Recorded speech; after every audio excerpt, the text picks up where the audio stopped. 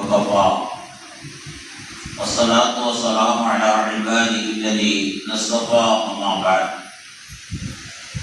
قال الله تبارك وتعالى في القرآن العظيم بعد أعوذ بالله من الشيطان الرجيم بسم الله الرحمن الرحيم إنا فتحنا لك فتحا مبينا صدق الله العظيم. சபைமிக்க பெருமக்களே, இன்று சில நிமிட நேரங்கள் இந்திய சுதந்திரமும் இறுதி தூதரின் பிறப்பும் என்ற தலைப்பில் சில விஷயங்களை நாம் அறிந்திட அல்லாஹ்விடம் உதவி கூறியவனாக ஆரம்பம் செய்கிறேன். சபையான பெருமக்களே, இன்றைய தினம் நாம் வாழும் நம் தாய்நாடாகிய இந்திய திருநாட்டின் 80வது சுதந்திர தின நாளாகும் என்பதை நாம் அறிவோம். அதே போன்று இன்று மற்றொரு சிறப்பு, இறுதி தூதர் முஹம்மது ரசூலுல்லாஹ் ஸல்லல்லாஹு அலைஹி வஸல்லம் அவர்களின் 1051வது ஆண்டினுடைய பிறப்பின் மாதமாகும். இந்த இரண்டிற்கும் மேலோட்டமாக பார்த்தால் இந்திய சுதந்திரத்திற்கும் இறுதி தூதரின் பிறப்பிற்கும் எதுவும் சம்பந்தம் இல்லாமல் நமக்கு தெரியலாம். ஆனால் சற்று மேலோட்டமாக பார்ப்பதை விட சற்று ஆழமாக சிந்தித்தால் அதை இரண்டும் ஒன்றுடன் ஒன்று பின்னிய நிகழ்வுகள் என்பதை நம்மால் அறிந்து கொள்ள முடியும். பெருமக்களே, இந்திய சுதந்திரம் என்பது ஏதோ ஒரே நாளிலே நமக்கு நமது முன்னோர்களால், அவர்களுடைய தியாகங்களால், அவர்களுடைய சிறைவாசங்களால் கிடைக்கப்பெற்ற ஒன்றல்ல என்பதை நாம் அறிவோம். 1857வது ஆண்டிலே கிபியிலே ஒரு மிகப்பெரிய கிளர்ச்சி ஏற்படுகிறது. ஆங்கிலேயர்கள் நம் நாட்டிற்கு வணிகத்தின் நிமித்தமாக, வியாபார நிமித்தமாக வருகை தந்தவர்கள். அவர்கள் அப்படியே தங்களுடைய வணிகத்தை வளர்த்து வளர்த்து வளர்த்து இந்திய அரசியலில் நுழைந்தார்கள். அதற்கு முன் இந்திய அரசியலில் பல்வேறு நிகழ்வுகளை நாம் தெரிந்து கொள்ள வேண்டும். அதிலே குறிப்பாக இஸ்லாமிய மன்னர்களுடைய ஆட்சியில்தான் அதிக காலம் இருந்தது. அந்நிலையிலே வணிகத்தை வளர்த்த ஆங்கிலேயர்கள் தங்களுடைய அந்த ஆதிக்கத்தையும் அதிகாரத்தையும் அரசியலிலும் புகுத்த வேண்டும் என எண்ணினார்கள். அதற்காக பல்வேறு விஷயங்களில் ஈடுபட்டார்கள். இறுதியாக இந்தியாவை அவர்கள் அடிமைப்படுத்தி தங்களுடைய தேசமாக சொந்தமாக்கிக் கொண்டார்கள். இந்தியா மட்டுமல்ல, ஏனென்றால் மிகப்பெரிய நிலப்பரப்பை அவர்கள் தங்களுடைய ஆதிக்கத்திற்கு உட்பட்டதாக ஆக்கிக் கொண்டார்கள். இந்தியா உட்பட பல நாடுகள் அடிமைப்படுத்தப்பட்டன. முதலிலே அந்த ஆங்கிலேயர்களை எதிர்த்து குரல் கொடுப்பதற்கு கூட முன்வந்தவர்கள் ஆப்கானிஸ்தானை சார்ந்த இஸ்லாமிய பெருமக்கள் தான். தங்களை அடிமைப்படுத்தி ஆண்டு கொண்டிருந்த அந்த ஆங்கிலேயர்களுக்கு எதிராக எந்த மிகப்பெரிய பிராந்தியங்களை எல்லாம் அவர்கள் கைப்பற்றி விட்டார்கள். ஆனாலும் அந்த பிராந்தியத்திலிருந்து எவரும் ஒரு எதிர்ப்பு குரல் கொடுப்பதற்கு கூட அஞ்சிய காலம். காரணம், அப்படி யாரேனும் ஒரு எதிர்ப்பு குரலோ ஒரு எதிர்ப்பான செயலோ ஆங்கிலேயர்களுக்கு செய்தால் அவர்கள் கடுமையான தண்டனைக்கு உள்ளாக்கப்பட்டார்கள். குறிப்பாக தூர தேசங்களில் உள்ள தீவுகளுக்கு நாடு கடத்தப்பட்டார்கள். அங்கு சிறைவாசம் செய்யக்கூடிய அளவிற்கு சித்திரவதை செய்யப்பட்டார்கள் என்பது மட்டுமல்ல, அவருடைய உயிர்களையும் குறித்தார்கள் ஆங்கிலேயர்கள். இது நீண்ட வரலாறு.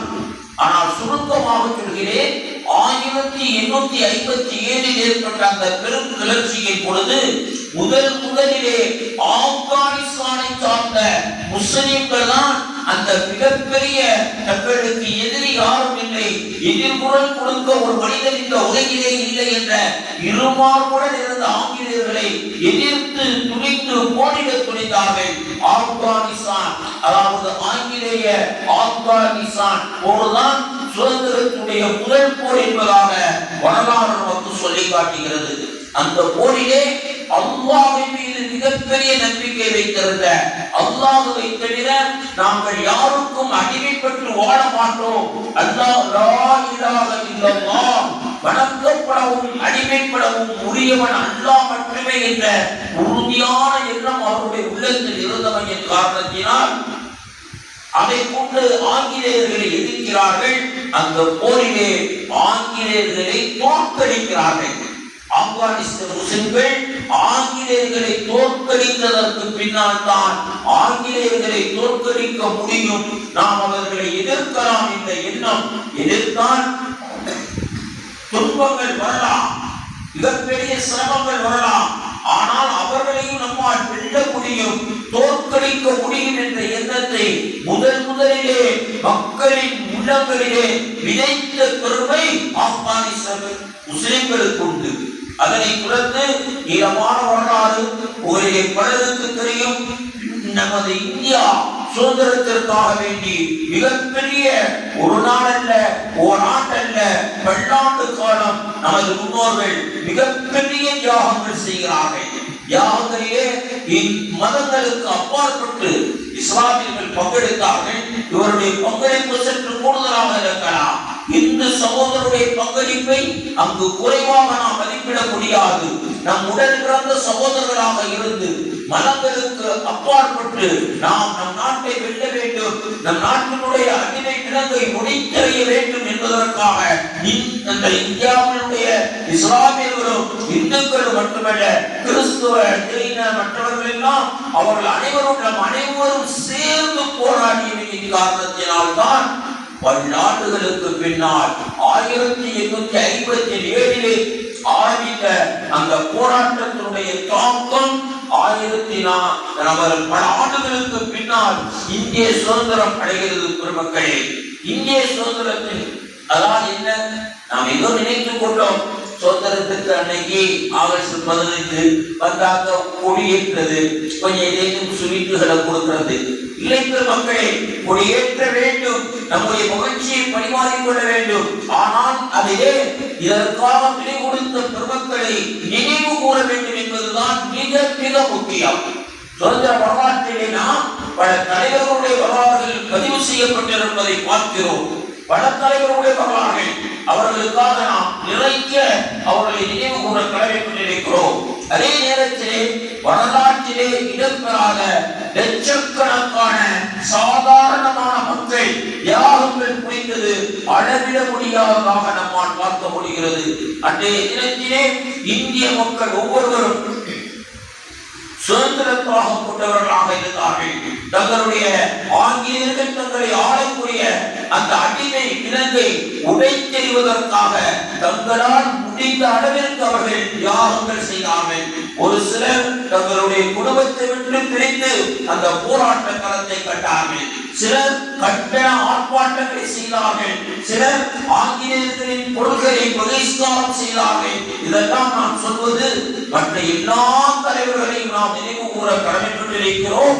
என்றாலும் நம்மை போன்ற சாதாரண மனிதர்கள், நம்முடைய முன்னோர்களும் கூட சுதந்திரத்திலே ஒரு சிறிதளவேனும் பங்கெடுக்காமல் இருந்ததில்லை என்பதுதான் உண்மையான வரலாறாகும். ஒவ்வொருவரும் சுதந்திர தாகத்துடன் இருந்தார்கள். காரணம் என்ன தெரியுமா? அவர்களுக்கு தான் தெரிந்தது அடிமைத்தனத்தினுடைய கடுமை எப்படி இருக்கும் என்பது. இன்று நாம் எதை வேண்டுமானாலும் கருத்து சுதந்திரம் என்ற பெயரிலே பேசுகிறோம்.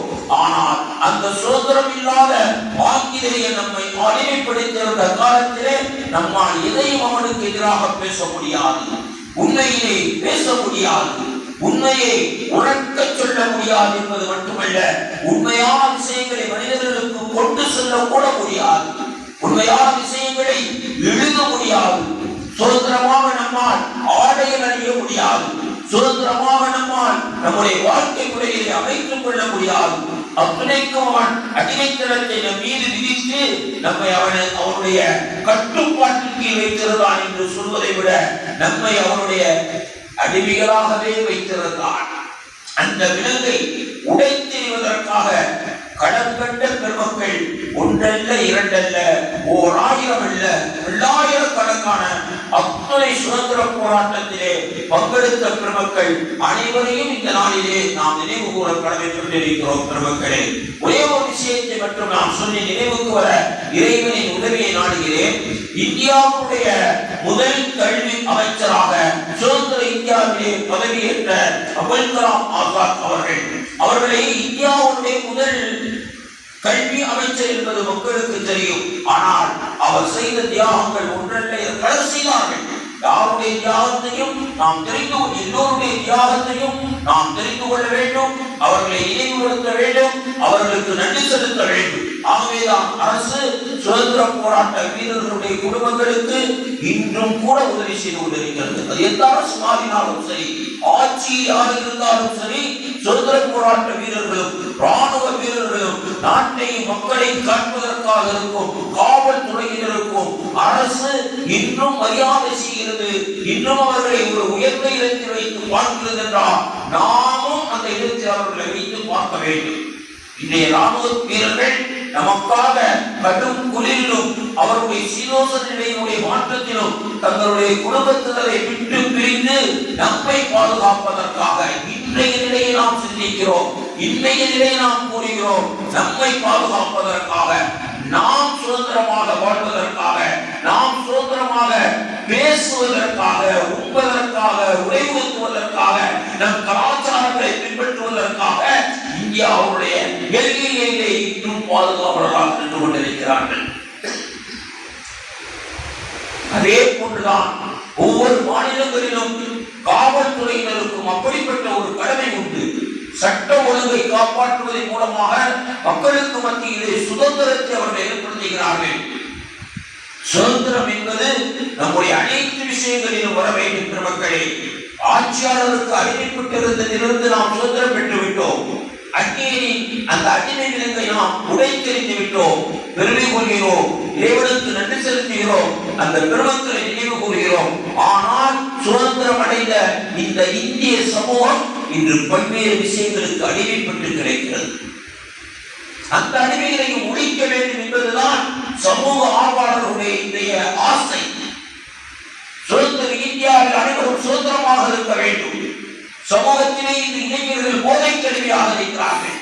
சிலர் மோசடி செய்வதை தங்களுடைய தொழிலாக ஆக்கி மோசடியிலே சமூகத்தை அவர்கள் அடிமைப்படுத்த முற்படுகிறார்கள். சிலர் ஏமாற்று பெருமையாக இருந்து கொண்டு இந்த இந்திய தேசத்தை பிற நாடுகளுக்கு ரகசியங்களை சொல்லக்கூடியவர்களாம். இதெல்லாம் நாம் தெரிந்து கொள்ள வேண்டிய சுதந்திரத்துடன் சம்பந்தப்பட்ட விஷயங்கள். நமது தேசத்தினுடைய இறையாண்மையை பாதுகாப்பேன், ரகசியத்தை பாதுகாப்பேன் என பதவி பிரமாணம் செய்வது ஒவ்வொரு அமைச்சர்கள் மீதும் ஒவ்வொரு பொறுப்புதாரிகள் மீதும் இந்த இந்திய அரசியல் சாசன சட்டம் கடமையாக ஆகியிருந்த போதிலும் கூட அவர்களுடைய தொடர்பு இந்திய அந்த பதவியில் இருப்பவர்களுடைய தொடர்பு இல்லாமலேயே சமூகத்தினுடைய எதிரிகள் சமூகத்தை அமைதியின்மையாக ஆக்க வேண்டும், மீண்டும் சமூகத்தை ஒரு அடிமையான சமூகமாக இந்திய சமூகத்தை ஆக்க வேண்டும் என்பதற்காக பல்வேறு தேசத்தின் கைக்கூலிகளாக சிலர் இந்த இந்தியாவிலே செயல்பட்டுக் கொண்டிருப்பதையும் நாம் இந்த நேரத்தில் நினைத்து அவர்களிலிருந்து இந்த தேசம் சுதந்திரம் பெற வேண்டும். மோசடி இல்லாத, பொய் இல்லாத, பிறருடைய நலம் பேணக்கூடிய நல்ல தேசமாக இந்த தேசம் வளர வேண்டும் என்று இந்த சுதந்திர தினத்தன்று நாம் எல்லாம் அல்ல ரப்புல் ஆலமீன் ஆகிய மாலிக்குல் முல்க் ஆகிய பேரரசனாகிய இறைவனிடம் துஆ செய்வோமாக. இறைவன் அனைத்து சுதந்திரங்களையும் இந்திய தேசத்தின் அனைத்து ஆளும் இடத்தில் உள்ளவர்களுக்கும் ஆளப்படுகிற குடிமக்கள் அனைவருக்கும் அன்பாக வழங்கி அருள் புரிவானாக. நான் சொல்ல வந்தேன், இந்திய சுதந்திரமும் இறுதி நபியின் பிறப்பும் என்று நேரத்தின் அறிவை கருதி ஒரு சில வாக்கியங்களுடன் நான் நினைவுக்கு வருகிறேன். இது இந்திய சுதந்திரத்தினுடைய ஒரு சுருக்கமான வரலாறு தான். இதற்கும் இறுதி நபியின் பிறப்பிற்கும் என்ன தொடர்பு தெரியுமா? இந்திய சுதந்திரம் இந்திய மக்களுக்கு சுதந்திரத்தை பெற்றுத் தந்தது. இறுதி தூதருடைய பிறப்பு உலக மக்களுக்கே அடிமைத்தனத்திலிருந்து ஒரு சுதந்திரத்தை பெற்றுத் தந்த பிறப்பாகும். ஏனெனில் பெருமானார் பிறந்த பொழுது மனிதர்களிலே மிக மிக பெரும்பான்மையினர் அடிமைகளாகவே வாழ்ந்தார்கள்.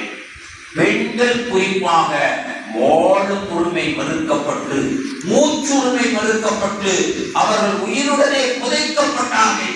அப்படிப்பட்ட அடிமைத்தனத்தை ஒழித்த பெருமை இறுதி தூதர் முஹம்மது ரசூலுல்லாஹ் ஸல்லல்லாஹு அலைஹி வஸல்லம் அவர்களுக்கே சாரும்.